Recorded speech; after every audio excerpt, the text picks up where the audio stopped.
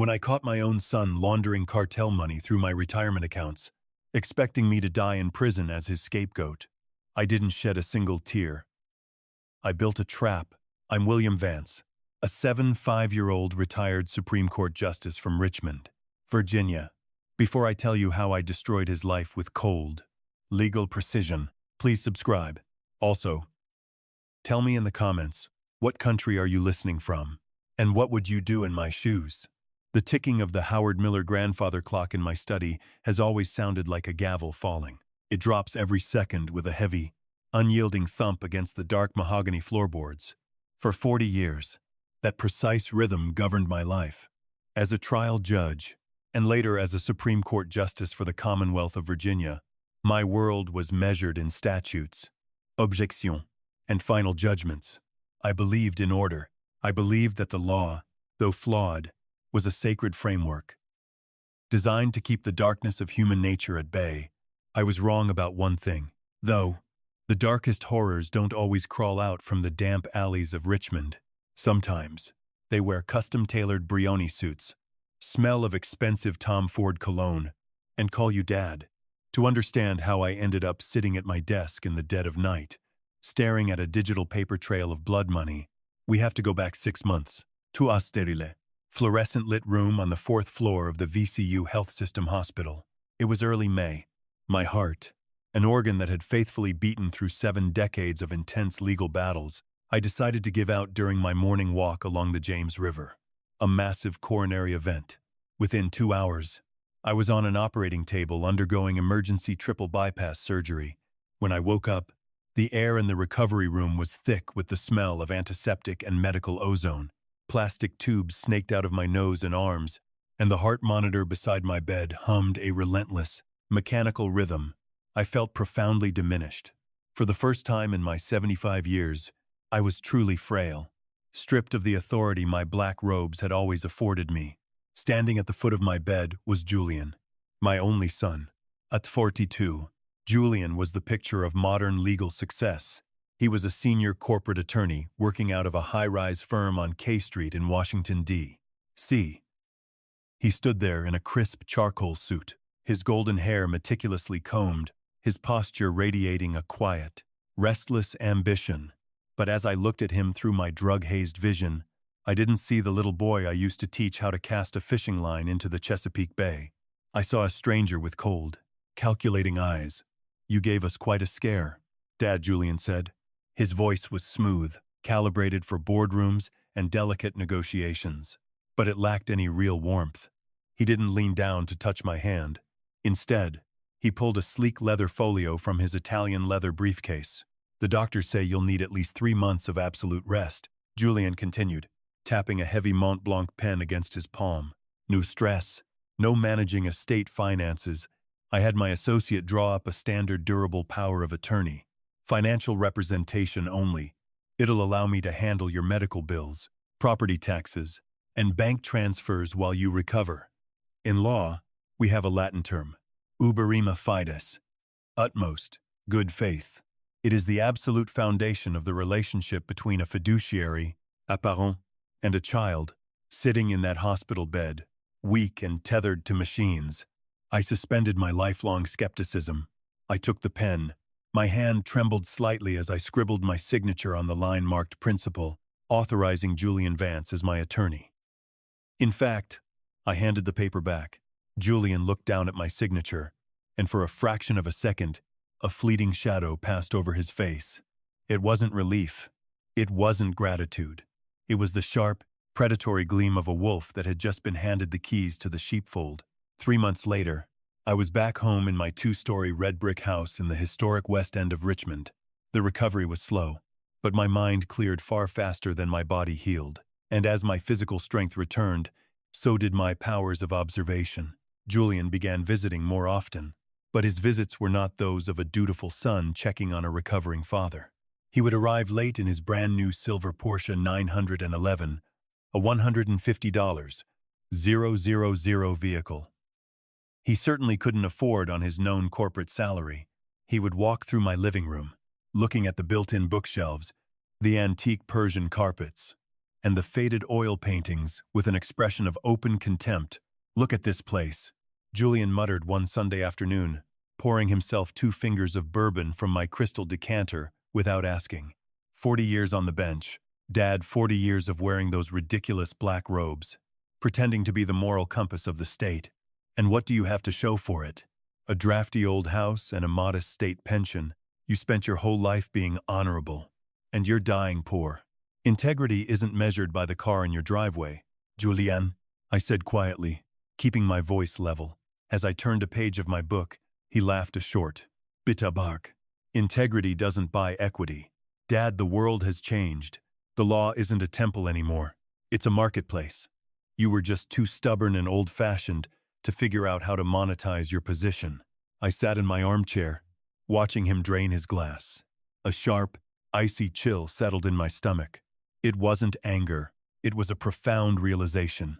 The boy I had raised had allowed himself to be consumed by pure greed. But what alarmed me more was his sudden, obsessive interest in my financial accounts. Under the power of attorney, Julian had requested full management access to my primary accounts at Dominion National Bank accounts I had maintained for over 30 years. These were clean, quiet accounts containing my life savings, my late wife's life insurance payout, and my judicial retirement funds. To any financial auditor or federal agency, William Vance's accounts were pristine, untouched, and utterly above suspicion, which, as I would soon learn, made them the perfect legal disguise. The turning point came on a rainy Tuesday evening in late October. Julian had driven down from D.C. claiming he needed to review some estate planning paperwork with me. He spent 2 hours locked in my library with his laptop while I pretended to sleep in the adjacent parlor. At around 11, 4 p.m., believing I was fast asleep upstairs, Julian stepped out onto the covered brick patio to take a phone call. The night air was still, and the autumn rain had quieted to a soft drizzle. I slipped out of my chair, stepped silently across the hardwood floor in my felt slippers, and stood behind the heavy velvet drapes near the glass patio door. Julian's voice drifted through the glass, sharp, rushed, and cold. "I transferred the second tranche of $2.5 million tonight," Julian was saying into his encrypted phone. He paused, listening to the voice on the other end. "No. There's zero risk. The paper trail routes directly through the old man's Dominion account before hitting the offshore shell in Grand Cayman. It looks like a personal investment liquidation." Another pause. Then came a quiet laugh from my son that severed the final thread of my heart. "The old man is clueless," Julian said, his voice dripping with venomous satisfaction. "He's 75 and half senile from the heart surgery. He doesn't even know how to check his online banking. If the IRS or the feds ever flag the wire transfers, who are they going to go after? A retired Supreme Court justice whose name is on the paper, me. He signed the POA. He's the ultimate shield. Even if the tax authorities snoop around, by the time they unravel the shell companies, the old man will either be in a federal prison or 6 feet under. Either way, my hands are clean, standing behind those drapes. In the cold shadow of my own hallway, the world seemed to stop moving. My son, the child I held in my arms when he took his first breath, had not just betrayed me. He had turned my pristine, 40-year reputation into a dumping ground for illicit drug cartel funds. He was using his own father as a sacrificial lamb, fully prepared to let me die in a federal penitentiary to protect his fortune. I didn't scream. I didn't burst through the patio doors to confront him. A younger, more impulsive man might have yielded to rage, demanding answers, weeping over broken trust. But 4 decades behind the bench teaches you one vital lesson: emotion is the ultimate enemy of strategy. I backed away from the curtain softly, my carpeted footsteps making no sound. I walked back into my dark study, sat down at my desk, and looked at my hands in the amber light of the desk lamp. They were perfectly steady. Julian thought he was playing a masterclass game of chess against a dying, outdated old man. He forgot one fundamental truth. I spent 40 years studying the exact mechanics of how to destroy men just like him. He had the arrogance of youth and a degree from a prestigious law school. But I had something far more lethal. I had the law, and I knew every single trapdoor in the building. Chapter 2. The Fiduciary Trap. The human mind has a remarkable, almost tragic capacity for self-deception when it comes to those we love. A judge is trained to look at a witness stand and identify the micro-expressions of deceit, the slight tremor in the lower lip, the quick, involuntary glance toward the exits, the overly polished syntax that smells of manufactured truth. I had spent 40 years dismantling lies from the bench. Yet sitting in room 412 of VCU Health System with an oxygen tube taped beneath my nose, I allowed my fatherly affection to blind me to the murder of my own dignity. Julian had presented the durable power of attorney with the casual grace of a waiter placing a dinner menu on a table. "It's just administrative." "Dad," he had whispered, his hand resting lightly on my blanketed shoulder. "You shouldn't be worrying about property tax assessments for the West End house or dividend distributions from your municipal bonds while your chest bone is still trying to knit back together. Let me carry the weight for a while." In the Commonwealth of Virginia, a durable power of attorney is a terrifying legal instrument. On a title firotres, 2 of the Virginia Code. It grants the attorney, in fact, broad, almost omnipotent authority over the principal's financial universe. It bestows the right to open and close bank accounts, liquidate investment portfolios, execute real estate transactions, and file federal tax returns on your behalf. In the hands of a faithful steward, it is a shield against incapacity. In the hands of a sociopath, it is an executioner's warrant signed in advance. I signed it because I was tired. I signed it because the morphine hummed softly in my veins. And because the thought of my son stepping up to take care of his old man offered a fleeting warmth in a cold, sterile room. That warmth lasted precisely 11 days. By late May, I was discharged and returned to my 2-story brick home on Monument Avenue. The house was quiet. Too quiet since my wife, Eleanor, passed away 6 years prior. The sternum incision ached with every breath, a constant, dull reminder of my physical mortality. But as the haze of painkillers cleared, my sharp, analytical mind returned with a vengeance. And with it came the first jarring irregularities. Julian began visiting every Thursday evening. On the surface, his behavior appeared dutiful. He brought takeout from a high-end bistro on Carey Street and checked my blood pressure using the digital cuff on the hallway console. But his demeanor had subtly shifted. The deference he had shown when I was a sitting Supreme Court justice, a quiet respect for my title and my legal mind, was entirely gone. In its place was a condescending, almost dismissive patronization. "You should really let me sell this place," Dad Julian said one evening, pacing through my library while twirling the keys to his new Porsche. The silver sports car sat parked in my driveway, gleaming under the street lamps like a predator lying in wait.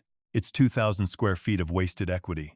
"You're living in a museum of mid-century legal volumes and dusty oriental rugs. I could list it tomorrow, put the proceeds into a high-yield vehicle, and have you in a luxury senior living facility in short pump by the end of the month. I built this home with your mother." "Julian," I replied evenly, sipping my decaffeinated tea. "I intend to leave it only when they carry me out in a wooden box." He let out a soft, mocking chuckle. "Always dramatic. Always clinging to sentimentality. That's why you retired with a judge's pension, while guys half your age on K Street are pulling down 7-figure equity partner drawdowns. You never understood power. Dad, real power isn't wearing a black robe and scolding petty criminals. Real power is capital velocity." I didn't answer. I simply watched him. I noticed how his eyes constantly flicked toward his phone, how his fingers tapped an erratic rhythm against his leather belt, how his jaw clenched whenever the device buzzed. He was a man riding a wild horse he could barely control, masking his terror with unbearable swagger. The first concrete alarm sounded 3 weeks later. During the first week of June, because Julian held the power of attorney, Dominion National Bank had updated the mailing address for my monthly paper statements to his law office in Washington, D.C. However, the bank's automated system made a minor technical error. They continued sending paper transaction confirmation slips to my home address for any wire transfer exceeding $25,000. On a humid Thursday afternoon, I walked down to the brass mailbox at the end of my brick walkway. Inside was a thin white envelope stamped with the Dominion National logo. I brought it into my study, sat behind my mahogany desk, and opened it with my ivory letter opener. It was a confirmation notice for an incoming wire transfer of $185. 000 into my primary personal savings account, immediately followed by an outgoing wire transfer of $182, 548 hours later, to an entity named Shenandoah Blue Capital LLC, a corporation registered in Delaware. My hand froze over the paper. I had never heard of Shenandoah Blue Capital LLC. I had certainly never authorized a transfer of nearly $200,000 through my account. I pulled out a pad of yellow legal paper and my fountain pen. For 3 hours, I sat in silence, analyzing the mechanics of the transfer. My account was being used as a pass-through, a financial wash station. Money entered, sat just long enough to acquire the legitimate scent of a retired Supreme Court justice's personal funds, and then exited into an anonymous corporate shell. When Julian arrived that evening, I casually laid the confirmation slip on the coffee table between us. "Julian," I said quietly, watching his face intently, "what is Shenandoah Blue Capital?" He didn't flinch. He was a corporate attorney, trained in the art of poker-face deception. He picked up the slip, glanced at it for a fraction of a second, and tossed it into the fireplace basket like a piece of trash. "It's part of your estate tax mitigation strategy, Dad," he said smoothly, taking a seat opposite me. "I shifted some capital into a short-term liquidity vehicle to shelter your capital gains before the fiscal quarter ends. I told you I'd handle the finances. You don't need to concern yourself with the technical mechanics." "A Delaware LLC with no physical office in Virginia?" I asked, leaning forward slightly, my eyes locked onto his. "Using my personal savings account as an intermediary clearinghouse. That isn't estate tax mitigation, Julian. That resembles the classic architecture of a layering transaction." For a split second, Julian's mask slipped, his pupils dilated, and a flush of crimson rushed up his neck into his jawline. The smugness evaporated, replaced by a dark, simmering fury. He stood up abruptly, towering over my armchair. "Listen to me, all men," Julian snarled, dropping all pretense of filial affection. "You gave me power of attorney because your heart was failing and your brain couldn't keep up with the real world anymore. You don't question my financial management. You sit in your chair, take your blood pressure medication, and let me do my job. If you start poking your nose into these accounts or calling the bank, I'll have you declared legally incompetent before the sun sets tomorrow. Do you understand me? I have the medical records from VCU. I have the legal authority. Don't test me." He turned on his heel, slammed the heavy oak front door behind him, and peeled out of my driveway, the engine of his Porsche roaring into the quiet Richmond night. I sat alone in the dim light of my living room, the echo of the slammed door ringing in my ears. My chest throbbed with a dull ache, but my heart was steady. The grief and disbelief that had lingered since my surgery were completely gone, burned away by the cold clarity of a prosecutor facing an unrepentant criminal. Julian had just threatened to commit me to an asylum to protect his criminal enterprise. He believed I was a frail, helpless old man trapped in the past, easily terrified by legal threats. He believed his power of attorney made him invincible. He had no idea that he had just handed me his mens rea his criminal intent on a silver platter. I walked back into my study, locked the door, and pulled a hidden key from behind the framed copy of the Virginia Declaration of Rights on my wall. I unlocked the bottom drawer of my desk and brought out a small, leather-bound journal. On the first page, I wrote the date and time, followed by Julian's exact words. The trial had begun, and my son had no idea he was already standing in the dock. Chapter 3. The Mirror of Contempt. In the tactical doctrine of trial litigation, there is a fundamental principle known as feigned weakness. When your opponent believes he has delivered a crushing blow, you do not immediately strike back. You absorb the impact, reel backward, and allow him to revel in the illusion of absolute dominance. Arrogance is the most efficient blindfold ever devised by human nature. For the 3 weeks following Julian's threat to declare me legally incompetent, I played the part of a broken, intimidated old man. When he dropped by my home on Monument Avenue, I walked with a slight, contrived stoop. I kept my voice hesitant, my eyes lowered, and my responses short. I left my prescription pill bottles prominently displayed on the kitchen counter next to my blood pressure monitor. I allowed him to see what his toxic ambition craved most, a frail, terrified father who had been cowed into submission by a superior force. Julian devoured the performance. His confidence expanded into breathtaking cruelty. On a Sunday evening in mid-July, he brought dinner to the house. A cold, catered spread from a French bistro in D.C.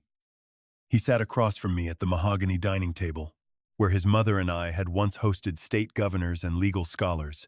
Julian didn't bother to unbutton his charcoal suit jacket. On his left wrist, a heavy, rose-gold Rolex Submariner caught the warm light of the chandelier. A $40,000 piece of jewelry that practically screamed its ill-gotten origins. "Look at this room," Dad Julian said between bites of duck confit, motioning with his silver fork toward the high ceilings and faded wallpaper. "It's a monument to wasted potential. You spent 40 years wearing those black robes, sitting on the highest bench in Virginia, pretending to be a pillar of virtue. And what did it get you?" I kept my hands resting on my napkin, my head slightly bowed. "It gave me an unblemished reputation, Julian, and the respect of my peers." Julian let out a sharp, mocking laugh that echoed coldly off the hardwood floors. "Respect doesn't pay for estate taxes in the West End. Reputation doesn't buy equity. You retired with a state pension and a drafty house that smells like old books and floor wax. I've been a corporate attorney for 15 years, and my net worth already quadruples yours." He leaned across the table, tapping his heavy gold ring against his crystal water glass with a rhythmic, irritating click. "The world doesn't care about your morals, Dad. The men who actually run this country, the men who buy the judges and write the statutes, don't care about integrity. They care about leverage. You are just too naive, too old-fashioned to figure out how to monetize your position. You lived like a monk when you could have lived like a king." I listened to him without interrupting. The words were meant to wound, to humiliate, to drive home my absolute powerlessness. But inside my chest, where my surgically repaired heart beat steady and strong, I felt no pain. The grief of losing my son had completed its conversion into something cold, dense, and indestructible. He was no longer my child. He was a hostile litigant, disclosing his animus, his malice. Late that night, after Julian's Porsche had roared away toward the interstate, I went to work. For decades, my study had been my sanctuary. The walls were lined with thousands of leather-bound legal volumes, the Virginia Reports, the Federal Reporter, volumes of constitutional law stretching back to the founding of the Republic. To Julian, they were useless, dusty artifacts. To me, they were the tools of a trade I had mastered long before he learned to read. Using a secondary laptop I had purchased with cash from a local electronics shop, connected to a burner mobile hotspot that could not be traced to my home network, I began assembling the financial puzzle. I didn't rely on the sanitized summaries Julian allowed me to see. Instead, I leveraged a contact from my days on the bench, a former state prosecutor who now served as a senior compliance auditor for FinCEN, the Financial Crimes Enforcement Network. Under the guise of asking for assistance with an estate settlement inquiry, I provided the account routing numbers and corporate tax IDs I had pulled from the bank confirmation slips Julian had tried to burn. 48 hours later, the raw transaction data arrived via an encrypted file, sitting in the dark study at 2 Nolam, illuminated only by the pale glare of the laptop screen. I reviewed the ledger. What I saw made the blood run cold in my veins. Julian hadn't merely been skimming my savings or taking unauthorized loans. The operation was vast, sophisticated, and utterly ruthless. Over the preceding 5 months, utilizing the power of attorney to bypass secondary security checks, Julian had turned my Dominion National Bank accounts into a primary laundering pipeline. Millions of dollars were flowing in small, calculated increments, a practice known as smurfing from dozens of anonymous shell entities registered in Wyoming and Delaware. Entities like Shenandoah Blue Capital, Vanguard Maritime Holdings, and Blue Ridge Logistics. These entities were directly linked to federal indictments currently pending in the Eastern District of Virginia, indictments targeting the mid-Atlantic distribution networks of the Sinaloa drug cartel The mechanism was terrifyingly brilliant. The cartel's dirty cash was converted into wire transfers through compromised money service businesses, routed directly into the clean, unblemished bank accounts of a 75-year-old retired Supreme Court justice, and then immediately wired out into offshore accounts in the Cayman Islands under Julian's corporate control. My clean name was the laundry soap. My reputation was the camouflage. If the Internal Revenue Service or the Department of Justice ever flagged these transactions, the paper trail led directly to me. I was the account holder. I was the signatory.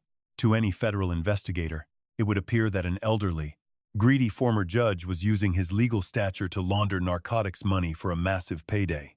Julian hadn't just used me as a financial tool, he had engineered me to be his ultimate sacrificial lamb. When the federal authorities inevitably swooped in, Julian could step back, point to the power of attorney as a son, simply trying to help his confused, rogue father, and watch me spend the final years of my life dying in a federal medical penitentiary. I leaned back in my leather chair, staring at the screen. The sheer scale of the depravity was breathless. It was a crime calculated not just to steal, but to annihilate every trace of my honor, my legacy, and my name. A sacrificial lamb, I whispered into the quiet room. The realization did not shatter me. Instead, it brought a profound, absolute focus.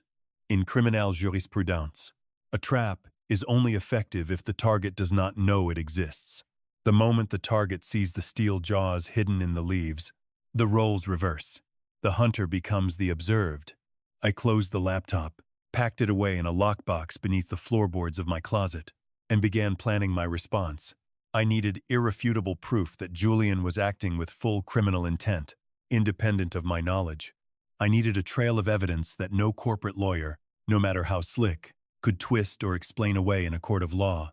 I stood up from my desk and walked toward the fireplace to stir the dying embers.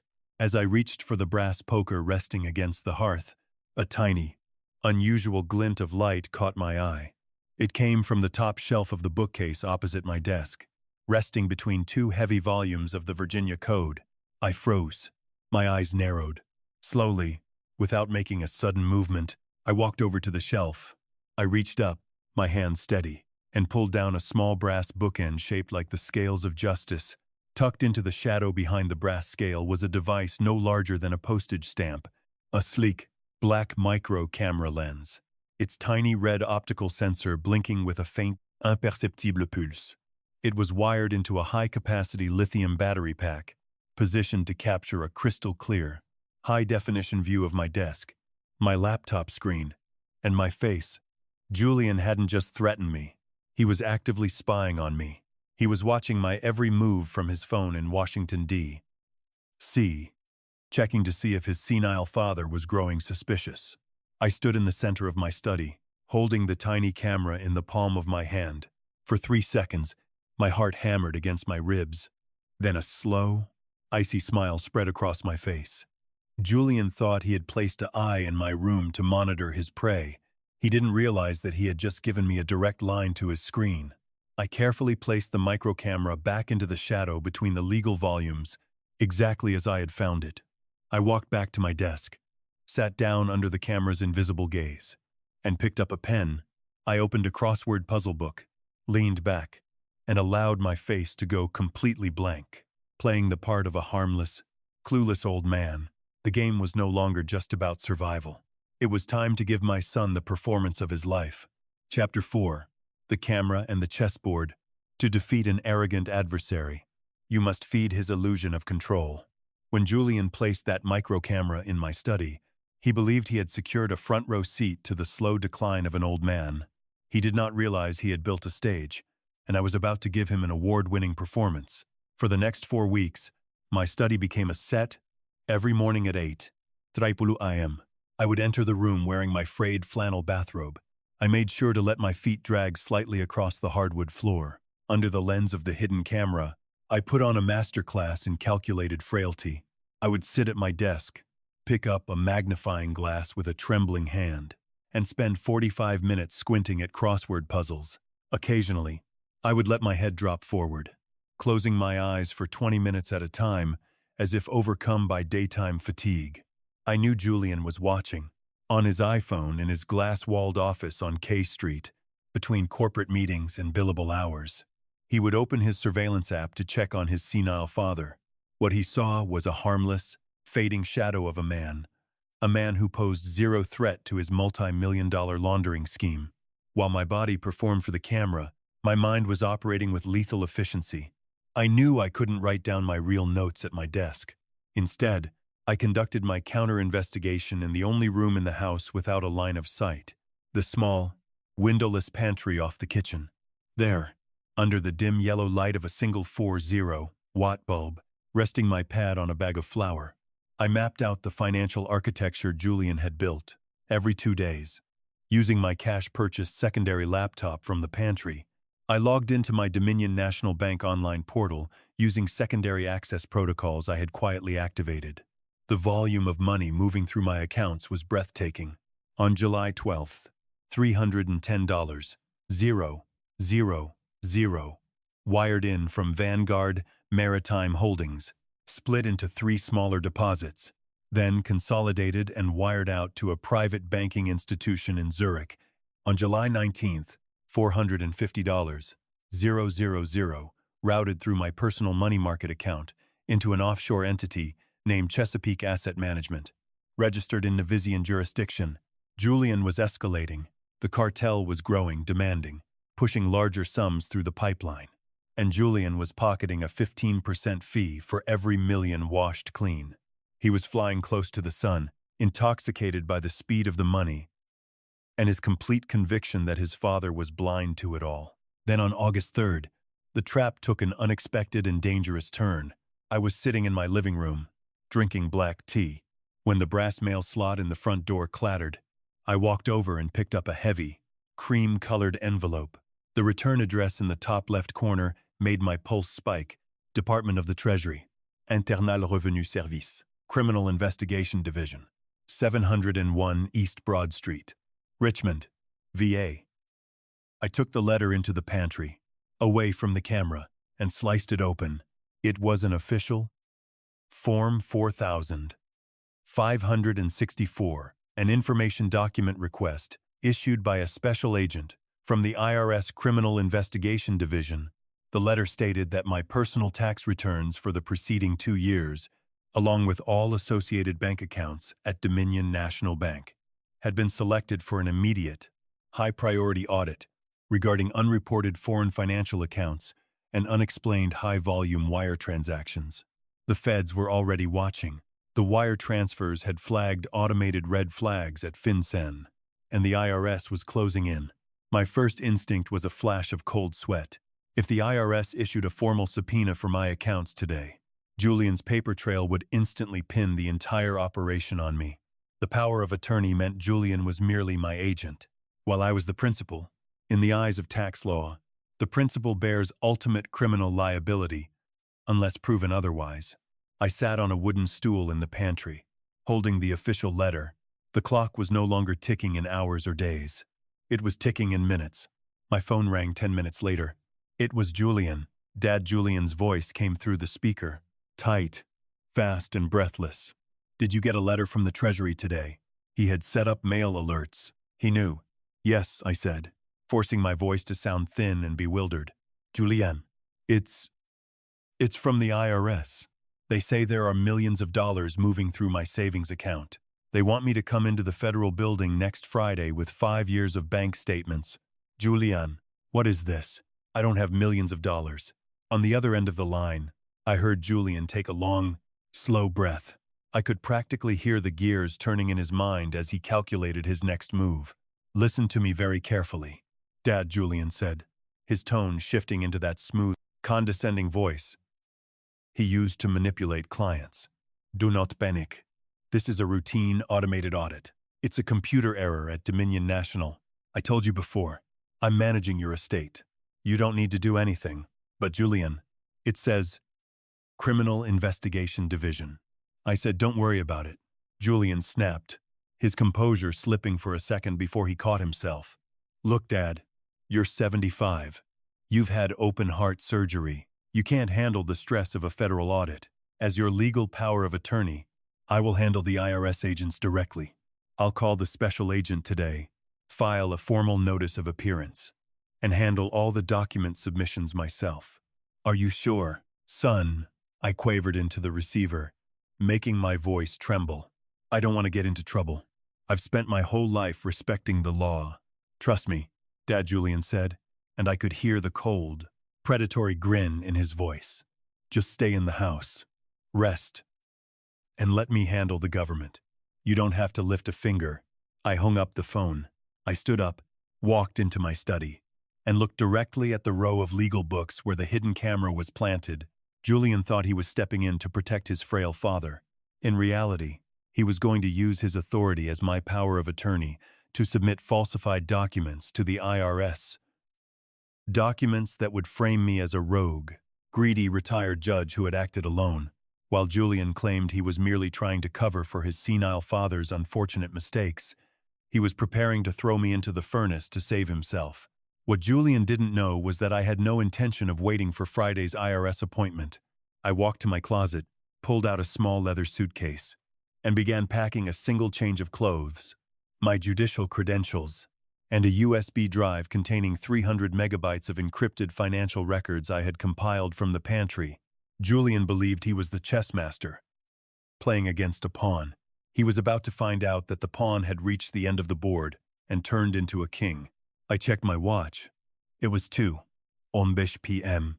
It's time for a road trip, Julian, I said softly to the empty room. I walked out the front door, locked it behind me, and walked past my mailbox toward the bus station.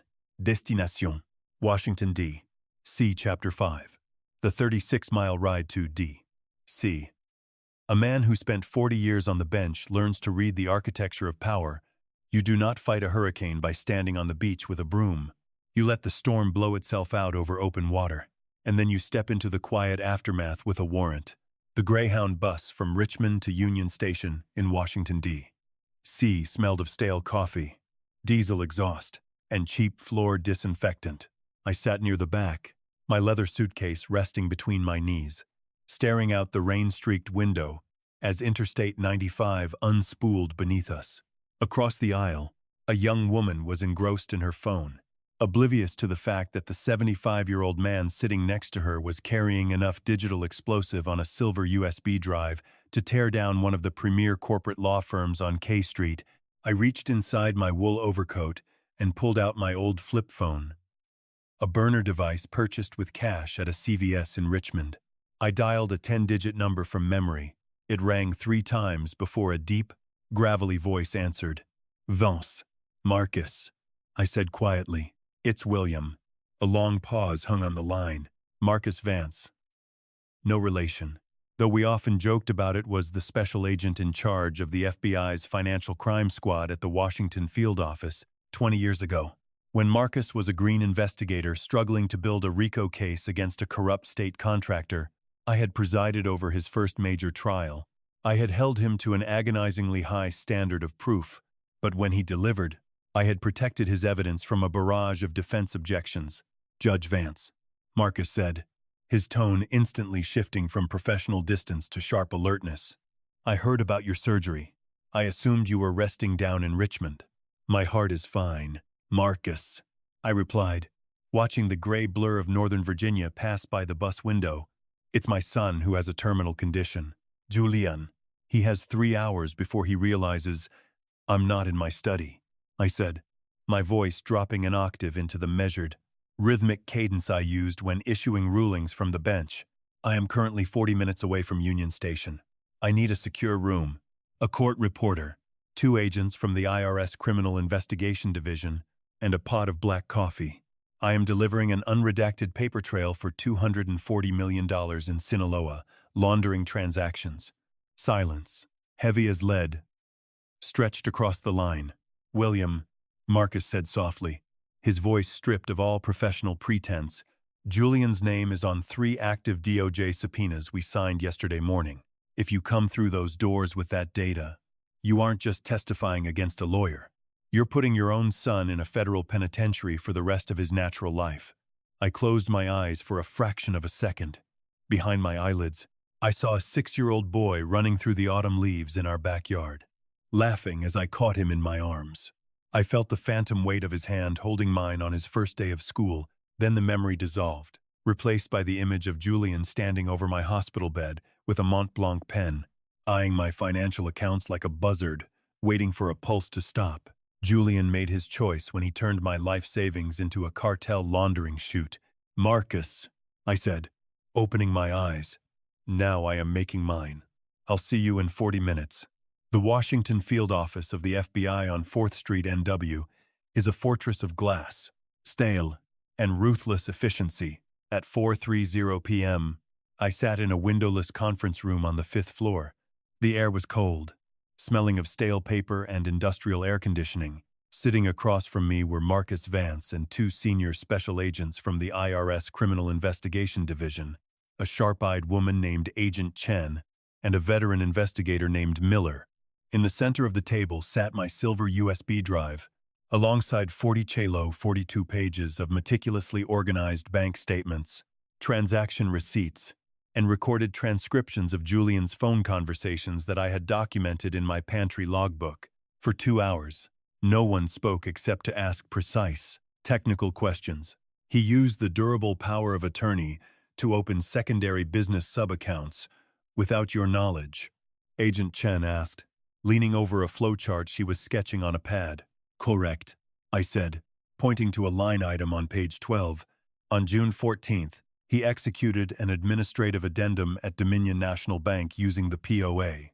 He opened 3 checking accounts under my name, linked them to Shenandoah Blue Capital LLC, and routed the first tranche of $2.5 million within 48 hours. And you have proof he knowingly staged you as the primary target for tax evasion, Agent Miller asked. I reached into my pocket and pulled out a small digital audio recorder. I placed it on the polished oak table and pressed play. Julian's voice filled the cold room, crisp and loud. The old man is clueless. He's 75 and half senile from the heart surgery. If the IRS or the feds ever flag the wire transfers, who are they going to go after? A retired Supreme Court justice whose name is on the paper. Or me. He signed the POA. He's the ultimate shield. By the time they unravel the shell companies, the old man will either be in a federal prison or 6 feet under. The room fell dead silent. Agent Chen closed her folder with a quiet thud. Agent Miller stared at the recorder. He's upset. Marcus Vance leaned back in his leather chair, looking at me with an expression that mixed profound professional admiration with devastating sorrow. "Judge," Marcus said quietly, "this is a ironclad Section 1956 money laundering case, combined with bank fraud, tax evasion, and conspiracy to frame a federal witness. Given your 40 years of judicial service and this full disclosure, you are completely cleared of all personal liability. We are granting you voluntary witness protection status effective immediately." He pushed an official Department of Justice document across the table toward me. A heavy Parker pen rested beside it. "If you sign this affidavit, William," Marcus warned, his voice low, "we execute the arrest warrants tomorrow morning. There will be no plea deal. There will be no bail. With the cartel nexus, Julian will be remanded directly to federal custody." I picked up the pen. The steel tip hovered over the white paper for 3 seconds. My hand did not shake. My heart beat with the slow, steady rhythm of the Howard Miller clock in my study. I looked at Marcus. In 40 years on the bench, Marcus, I never allowed mercy to substitute for justice when a criminal showed no remorse. I will not start with my own blood. I signed my name William H. Vance, retired justice, with a firm, unyielding stroke. I capped the pen, laid it down, and smoothed my tie. "Make sure the handcuffs are tight." "Marcus," I said softly. "He has a habit of trying to slip out of tight spots." Chapter 6. The gavel falls on K Street. Arrogance creates a peculiar kind of blindness. A man who believes he is the smartest person in the room rarely checks the door behind him to see who just walked in. On Thursday morning, at 9:30 a.m., the E. Barrett Prettyman United States Courthouse in Washington, D.C. was bathed in a cold, slate-gray rain. Inside courtroom 14. Julian Vance was in his element, He stood at the defense table in a three-piece charcoal Savile Row suit, adjusting his silk tie. As he addressed a federal magistrate, he was representing a high-profile corporate client in a preliminary injunction, hearing a proceeding surrounded by cameras, reporters, and junior associates scribbling notes in the gallery. Julian was radiating supreme, unshakable authority. His voice boomed through the high-ceilinged room, citing precedent with smooth, practiced charm. He had no idea that 60 seconds earlier, 3 black Chevrolet Suburbans with tinted windows had pulled up to the curb outside the courthouse. I sat in the passenger seat of the lead vehicle, flanked by Special Agent Marcus Vance and 4 heavily armed U.S. Marshals. I wore my overcoat. My hands rested quietly on my knees. I watched through the rain-spattered windshield as federal agents in tactical vests lined the perimeter of the building. "We're entering the courtroom now, Judge," Marcus said, checking his sidearm before tucking it into his jacket. "You don't have to be inside for this. I presided over courtrooms for 40 years. Marcus," I replied, my voice steady as ice. "I intend to be present for the verdict." The heavy leather doors at the back of courtroom 14 swung open with a muffled thud. The magistrate paused mid-sentence. Looking up in surprise, the gallery turned. 6 federal agents led by Agent Chen from the IRS Criminal Investigation Division and Marcus Vance walked down the center aisle in silent, single-file formation. Behind them walked a 75-year-old man in a tailored dark coat, stepping with deliberate, unhurried precision. Julian stopped talking mid-word. His eyes flicked away from the judge, locked onto me, and for the first time in his life, I saw his composure shatter completely. "Dad," Julian whispered, his voice cracking, losing its polished cadence. What are you doing here? You're supposed to be in Richmond." He looked past me, his eyes taking in the FBI windbreakers, the IRS badges, and the silver pair of peerless handcuffs hanging from a marshal's belt. Agent Chen stepped up to the defense table, ignoring the shocked gasps of Julian's co-counsel, Julian Vance. Agent Chen said in a loud, clear voice that echoed off the mahogany paneling, "I have a federal warrant for your arrest issued by the United States District Court for the Eastern District of Virginia. You are charged with 15 counts of federal money laundering under 18 U.S. Code Paragraph 1956, Bankfraud, wire fraud, and subornation of tax evasion." "This is an absurdity," Julian shouted, his face instantly turning a deep, blotchy crimson as he slammed his hands on the table. "I am a senior partner at Vance & Sterling. My father is a retired Supreme Court justice. He's 75 and suffering from cognitive decline. Whatever irregularities you found in his accounts are his doing. I'm his power of attorney, trying to manage his mess." He turned his blazing, desperate eyes toward me, stepping forward. "Tell them," Dad Julian barked, his voice laced with venomous command. "Tell them you're confused. Tell them you made those wire transfers yourself." I walked slowly down the aisle, stopping just behind the wooden rail separating the gallery from the well of the court. I looked my son directly in the eye. "The power of attorney you held, Julian," I said, my voice echoing with the quiet authority that had once commanded the highest court in the state, "was revoked at 4:00 p.m.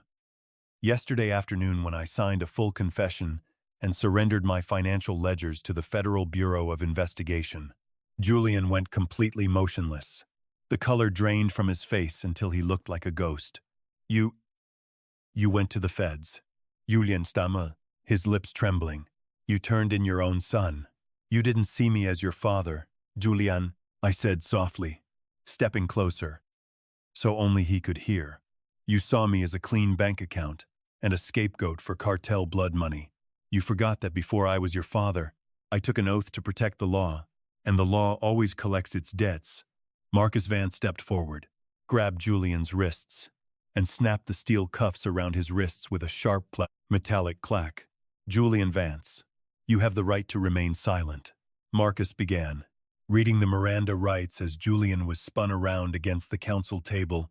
Julian began thrashing, his custom suit jacket tearing at the shoulder as the marshals forced his hands behind his back. "You old fool," Julian screamed, his face contorted in pure, unadulterated rage. as he was marched toward the side. Exit. Past his horrified colleagues and national news reporters, "You destroyed me. You're a broke, senile old man who has nothing left. You ruined your own family." I stood in the center of the courtroom, watching him being dragged away in chains. I didn't yell. I didn't cry. I simply straightened my coat, turned my back on him, and walked out into the rain. Chapter 7. The Final Verdict. And a legacy of integrity. Justice, when stripped of grandstanding and political theater, is a cold and mathematical equation. Once the variables are locked into place, the outcome is as inevitable as the setting sun.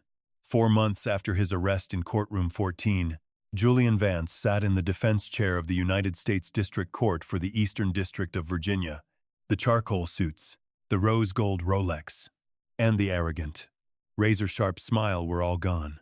In their place was a man wearing orange federal inmate scrubs, his wrists bound by belly chains, his golden hair dull and unkempt under the harsh fluorescent lights, faced with 42 encrypted audio recordings, 300 megabytes of financial ledgers, and my sworn testimony. Julian's high-priced legal team folded within 72 hours. There was no defense left to construct. Every exit door had been welded shut by the very man who had taught him the law. To avoid a trial that would have exposed his cartel associates and guaranteed a life sentence, Julian agreed to a binding federal plea agreement. I sat in the second row of the gallery, dressed in my dark gray suit, watching the proceedings in absolute silence. Judge Thomas Callahan, a man I had known for 30 years, sat on the bench. He looked down over his half-moon reading glasses at my son, with an expression of profound, weary disgust. "Julian Vance." Judge Callahan's voice echoed off the wood-paneled walls. "You were blessed with every advantage a citizen of this commonwealth could ask for. You were raised by one of the most respected jurists in our state's history. You were given an elite education, access to the highest halls of legal practice, and a sacred trust. You chose to prostitute that trust, to launder money for narcotics, merchants who destroy thousands of American families every single year. And worst of all, you systematically attempted to frame your own father, a dying, retired servant of the court, to take the fall for your greed." Judge Callahan paused. The silence in the courtroom so dense you could hear the soft whir of the HVAC system. "It is the judgment of this court that you be remanded to the custody of the Federal Bureau of Prisons to serve a term of 180 months, 15 years, without the possibility of parole. Furthermore, under federal civil forfeiture statutes, all personal assets, including your real estate holdings, bank accounts, and luxury vehicles, are hereby seized by the United States Marshals Service." The gavel fell with a heavy, final crack. Julian's head dropped onto the table. He did not cry. He simply collapsed inward. A hollow shell of a man realizing that the next decade and a half of his life would be spent behind the steel doors of FCI Cumberland, eating off plastic trays and sleeping on a concrete slab. 2 days later, the Virginia State Bar and the District of Columbia Bar officially issued an order of permanent disbarment. His license to practice law was stripped away, erased from the rolls as if he had never taken the oath. The smart corporate attorney who had mocked his father for being poor had lost his freedom, his fortune, his reputation, and his name. 6 months later, spring returned to Richmond. The magnolia trees along Monument Avenue were in full bloom, casting soft shadows across the brick facade of my home. The house was empty now. Moving boxes lined the hallway, filled with 4 decades of legal volumes, framed family photographs, and personal mementos. I stood in my study, looking at the spot on the bookshelf where Julian had once hidden his surveillance camera. After the trial, I had executed my own final legal document, a complete, irrevocable revision of my last will and testament. I legally disinherited Julian Vance, cutting him off from every penny of my estate. Under Virginia law, a child has no inherent right to inherit if intentionally excluded by the testator. I sold the West End house, the home where Eleanor and I had raised him, and moved into a modest, 2-bedroom apartment overlooking the James River. With the proceeds from the house sale, combined with my lifetime savings and my retirement distributions, I established an endowment, the Eleanor and William Vance Legal Ethics Scholarship Fund. The terms of the trust were simple and unyielding. Every year, The fund provides full, 4-year law school tuition for 3 underprivileged students attending public law schools in Virginia. Students who demonstrate exceptional academic promise and an unquestionable commitment to legal ethics and public service. On a warm afternoon in May, I sat on a wooden park bench near the river, watching the brown water swirl past the rocks. Beside me sat Marcus Vance, holding 2 paper cups of black coffee. He sent another letter from Cumberland last week. "Judge," Marcus said softly, handing me a coffee. His attorney asked if you'd consider reading it. I looked at the calm, rushing river. I didn't take the envelope Marcus held out. "There is nothing in that letter." "Marcus," I said, my voice steady and quiet, "if he expresses remorse, it is only because he was caught. If he asks for forgiveness, it is only because he wants a character witness for his first parole review in 8 years. A man who uses his own father as a human shield does not undergo a spiritual transformation in 6 months." Marcus slowly slid the letter back into his breast pocket. "You gave up everything. William, your son, your house, your peace, and quiet." "No, Marcus," I said, turning to look at him with a clear, untroubled gaze. "I saved the only thing that actually matters when a man reaches the end of his road." "And what's that?" "My honor," I said. Julian thought wealth was measured by Porsche cars and Swiss bank accounts. He spent his life running after shadows, believing that integrity was a weakness, but when the storm came, his money couldn't buy him a single day of freedom, and his slick words couldn't undo a single page of evidence. I took a sip of my coffee, feeling the warm sun on my face, hearing the quiet, steady rhythm of my heart. A man who lives without integrity dies long before his body enters the grave. I whispered, "I may be an old, retired judge, living in a small apartment, but when I close my eyes at night, I sleep with a clean conscience. And in this world, Marcus, that makes me the richest man alive." Đã hoàn thành.